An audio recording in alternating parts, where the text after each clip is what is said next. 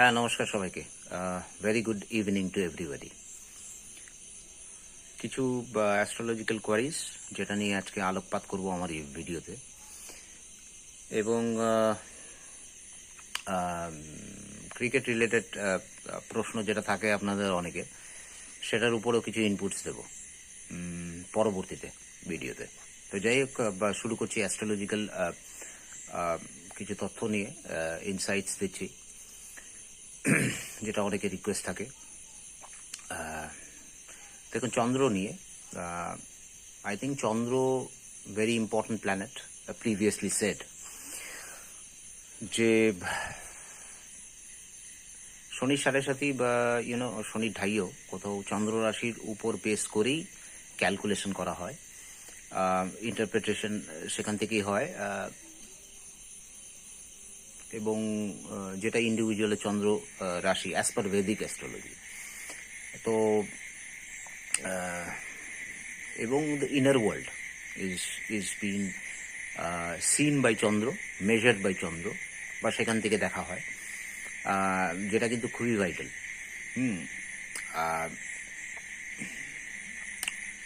এবং চন্দ্র কুণ্ডলী, একটা লগ্ন কুণ্ডলী থাকে আমাদের, একটা চন্দ্র কুণ্ডলী থাকে, মানে চন্দ্রের থেকে বিচার করা হয়। তো চন্দ্র ইফ একটা ফিক্সড পজিশনে ধরলে সেখান থেকে কিছু বিচার্য আছে, like the second house from Chandra, বা ধরুন 11th হাউস ফ্রম চন্দ্র, যেটা মেনলি সেকেন্ড হাউস বা 11th হাউসকে মেনলি অর্থের ঘর হিসাবে ধরা হয়। তো এবার সেকেন্ড হাউসে ধরুন চন্দ্রের থেকে কাউ সেকেন্ড হাউসে শুক্র বসে আছে, পজিশনটা আছে, বা 11th হাউসেও শুক্র পজিশনটা আছে, and that is very very good from Chandra. Shukra যদি সেকেন্ড হাউস বা 11th হাউসে থাকে, বা planet like Jupiter, it's very good. বা ধরুন চন্দ্র থেকে 11th হাউসে it's a Rahu or Saturn, it's very very good. Even in the 6th house from moon, যদি রাহু বসে থাকে, ভেরি গুড। তো চন্দ্রের থেকে কিছু calculation, it is very good if found in the chart of an individual, that augurs very well, and it has been seen statistically that has given great fruitful results. So that is why চন্দ্র, যেটা previously also I said it in I think 1 or 2 videos maybe, very very important planet in the chart. তার বলবত্তার উপর অনেক কিছু depend করে, এবং অন্য planets তো অবশ্যই থাকছে, সেটা তো আমি বলেইছি, বাট এই ক্ষেত্রে এটাই একজনের কোয়ারি ছিল, তো ডেফিনেটলি ইট ইজ। আচ্ছা, Mangal, I think Mangal is basically, যেটা আরেকজনের query, Mangal is basically a very fiery planet as known by everybody, এবং সেক্ষেত্রে মঙ্গলের যে বলবত্তা চার্টে যেরকম থাকবে, তার উপর ডিপেন্ড করবে তার ডিটারমিনেশন, অ্যাডামেন্ট কোয়ালিটি, এগ্রেশন, অনেক ক্ষেত্রে ওভার এগ্রেশনও হতে পারে। It depends on the chart and also on the palm. এবং কোথাও যেটা মঙ্গলের বলবত্তা কীরকম চার্টে কতটা বলশালী হিসেবে পাওয়া যাচ্ছে, তার উপর ডিপেন্ড করবে, যে সেটা ডিগ্রি ওয়াইজ অবভিয়াসলি দেখে নিতে হবে। সেটার উপর ডিপেন্ড করবে যে ওয়েদার, যেহেতু it's a naturally malefic planet, তো অবশ্যই সেক্ষেত্রে ইফ পজিশন ওয়েল, তো ডেফিনেটলি সেক্ষেত্রে প্রবলেমেটিক এরিয়াস তৈরি হতে পারে। এবং সেখানে ইফ তাদের মধ্যে যে জিনিসটা থাকে, মঙ্গলের জাতক বা জাতিকাদের, বা যেরকম স্ট্রং মঙ্গল পজিশনটা আছে, never say die attitude. And what I have seen sometimes that once they are hit hard on the chin, they come back even stronger multiple times in life. এইটা কিন্তু মঙ্গল করতে পারে individuals, because it's the most competitive planet of all, very competitive in a sense, যদি আমি সেইভাবে ধরি, এই ল্যাঙ্গুয়েজটা ইউজ করলাম। But sometimes can be iffy also, because of it depends on the position of Mongol in the chart, যে অনেক ক্ষেত্রে অনেকটাই প্রবলেমেটিক এরিয়াস তৈরি করতে পারে লাইফে, যদি না সঠিকভাবে প্রতিকার করা হয়। এবং আর একটা জিনিস হচ্ছে, মান্ডেন হিসাবে যদি ধরি, Mangal has been that kind of catalyst planet in ধরুন calamities, if statistically historically seen,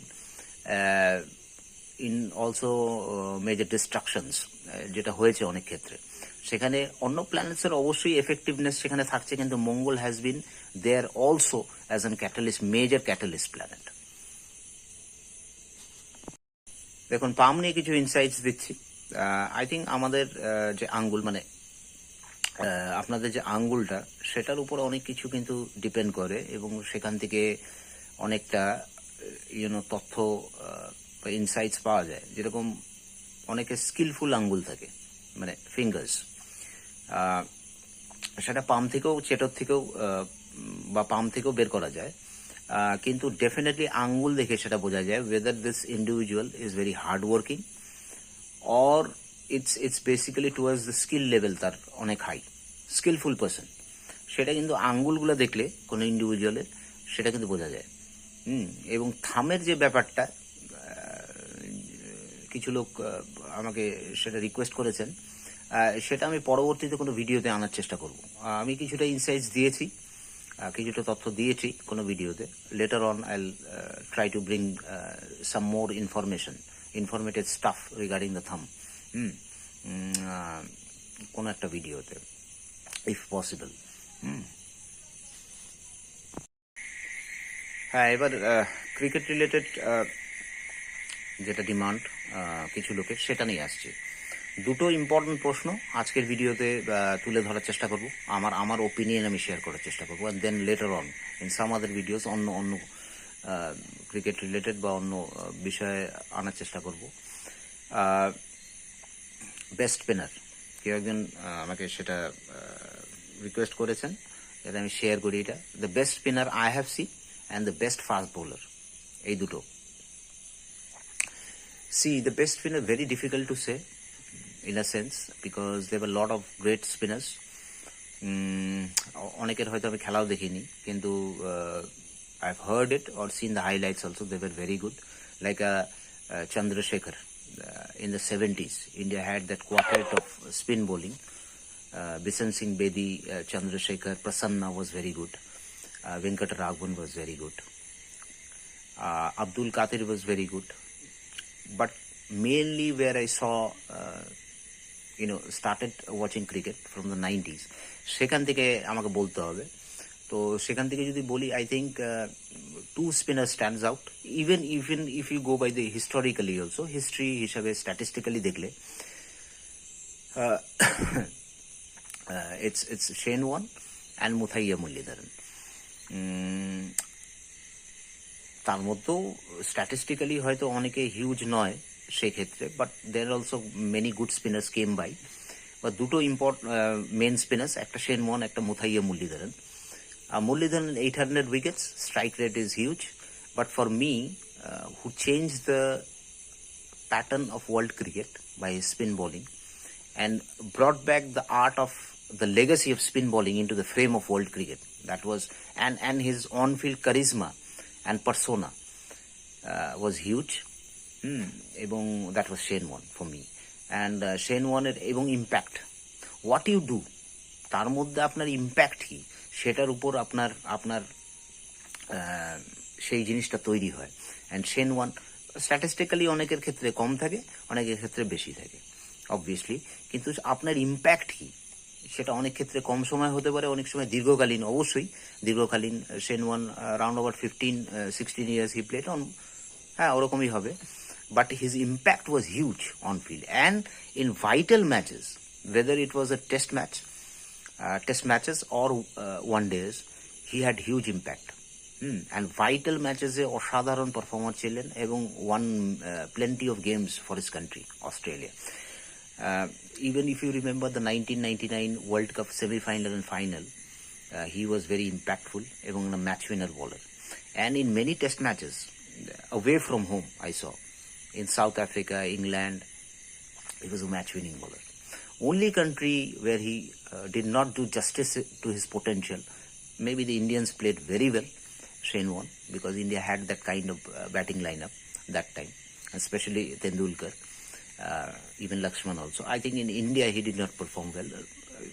Major part of অন্য স্পিনার্সরাও যদি দেখা যায় ইন্ডিয়াতে সেভাবে পারফর্ম ভালো করেনি, even Muttiah Muralitharan also. Muralitharan no doubt a great spinner, but Shane Warne stands out for me as the best spinner I have seen. তার মধ্যে একটা ছোট্ট জিনিস অ্যাড করব, I think to be mention was Saqlain Mushtaq. I think এই মাঝখানে he was the inventor of doosra, as we know. তারও একটা হিউজ ইম্প্যাক্ট ছিল, এবং I found him to be the most dangerous bowler, Saqlain Mushtaq, because his doosra was not to be understood or deciphered even from the camera angle also, and the only spinner in one day version of the game who bowled in the last 10 overs. Such difficult to fathom out, and very very difficult bowler and the most dangerous bowler for me. Saklan Mustak কেও এর মধ্যে ধরবো, কিন্তু Saqlain Mustaq did not play enough or statistically সেই জায়গায় নেই, কিন্তু for me if the best spinner I have to say it has to be Shane Warne. হ্যাঁ, এবার লেটার পার্ট যেটা best fast bowler, it's very difficult to say. এই প্রশ্নটা খুব ডিফিকাল্ট. এটা there was Malcolm Marshall, there was Julian Garner, প্রচুর. Michael Holding was very good. You had Waqar Younis, you had McGrath, Pollock, Donald in that era of 90s, Ambrose, Walsh, many good ball. Later on Dale Steyn. তো এটা বলা খুব মুশকিল, সত্যি খুব মুশকিল প্রশ্ন, who is the best what I have seen. এটা বলা মুশকিল. এক একজন সবাই মোটামুটি ভেরি গুড, অ্যান্ড এক একজনের একভাবে ইম্প্যাক্ট ছিল ওয়ার্ল্ড ক্রিকেট নিজের কান্ট্রির জন্য, এবং ম্যাচ উইনিং প্রচুর স্পেল আছে. বাট ফর মি, আমি এটাকে অন্যভাবে বলি, the most skilful fast bowler I have seen. সেক্ষেত্রে আমি যদি বলি, I think the most skilful fast bowler I have seen in world cricket, যতটুকু খেলা আমি দেখেছি, I think it has to be Wasim Akram. For me Wasim Akram, আমি যতটা খেলা দেখেছি, I think has been the most skilful fast bowler for me. Sometimes it felt what I feel that he took the pitch out of the equation. The variety and the swing variety skill he had with the new ball as well as with the old ball was absolutely awesome, outstanding, and no other fast bowler had that kind of skill in my opinion. And no batsman even after scoring 100 was safe or secure or in safe corner against Wasim Akram when he returned with the ball, especially with the old ball. যেটা premier ব্যাটসম্যানরা নিজেই বলেছেন কোনো ইন্টারভিউতে, যে they were not a safe corners against Wasim Akram because of the skill he had.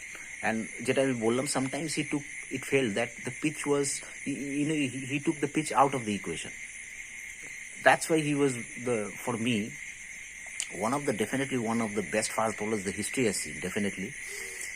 And for me, hands down, the most skillful fast bowler. তো যাই হোক, আজকের ভিডিওটা এখানে সমাপ্ত করছি. আবার অন্য কোনো সময় নতুন কোনো ভিডিও নিয়ে আপনাদের সামনে, এবং অবভিয়াসলি নতুন তথ্য ভ্যারাইটি নিয়ে আনার চেষ্টা করব পরবর্তীতে. তো টিল দেন, ইটস রাজদাতা signing good bye as of now, signing off as of now. আপনারা সবাই সুস্থ থাকবেন, ভালো থাকবেন. Thanks for watching. ধন্যবাদ.